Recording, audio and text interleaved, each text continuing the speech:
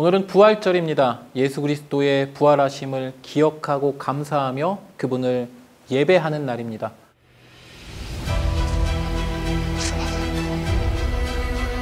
All things are possible unto thee. Take away this cup from me. Nevertheless, not my will, but thine be done.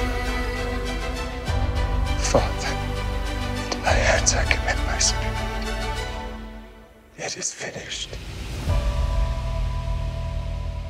오늘 오신 모든 성도님들을 예수 그리스도의 이름으로 축복합니다. 오늘은 4월 둘째 주 주일입니다. 여러분은 왜 부활절이 이 시기인지 아시나요? 부활절은 지금으로부터 약 1700여 년 전 모든 교회의 대표들이 모인 니케아 공의회라는 자리에서 결정되었다라고 합니다. 예수님은 유월절 기간에 처형당하시고 3일 뒤에 부활하셨습니다. 이 날짜를 계산해 보면 춘분 이후 보름달이 뜨는 날이 유월절이 됩니다. 그리고 그날 이후의 주일이 부활절이 되는 것이죠. 즉 춘분이 지나고 보름달이 뜬 이후의 주일이 부활절이 되는 셈입니다. 중요한 절기인 만큼 우리가 부활의 의미를 깊이 있게 새겨보고자 합니다. 그럼 가장 처음으로 빈 무덤이 현장으로 가보시죠.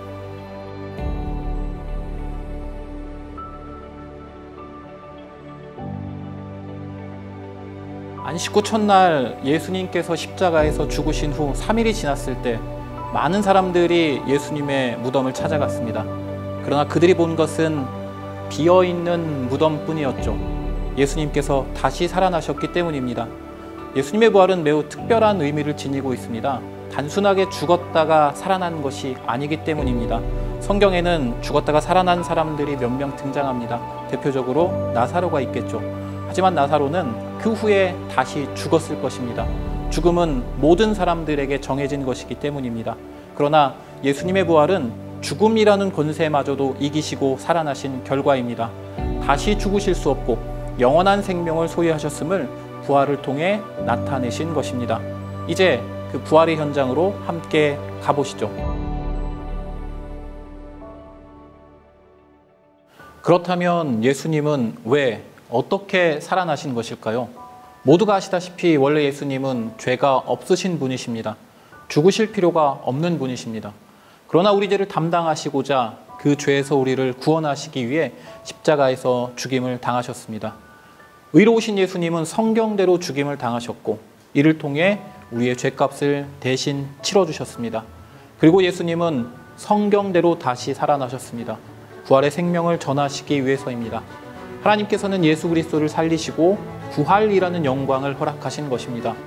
부활의 의미를 알아보기 위해 예수님의 죽음과 부활 중 부활이 없다고 가정해 보겠습니다. 죄 없으신 분이시기에 한 명의 사람으로서 한 사람의 죄값만을 대신 치러주실 수는 있을 것입니다.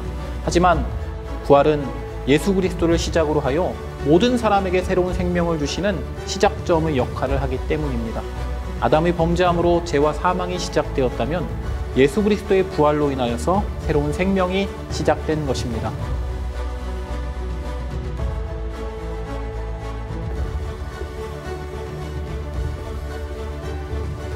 사람들은 예수님을 따르는 길이 고난과 고통의 길이라고 말합니다. 예수님의 십자가만을 생각한 결과입니다.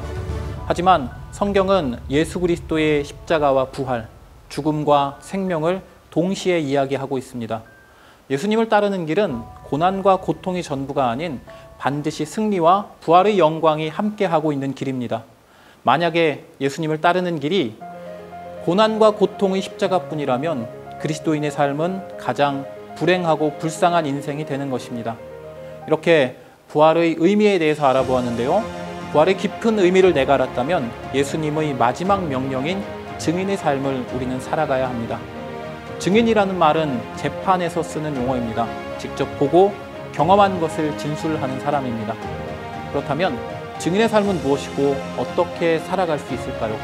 하나님께서 오늘 부활절 예배를 통해 증인된 삶에 대한 은혜와 감격을 주실 것입니다.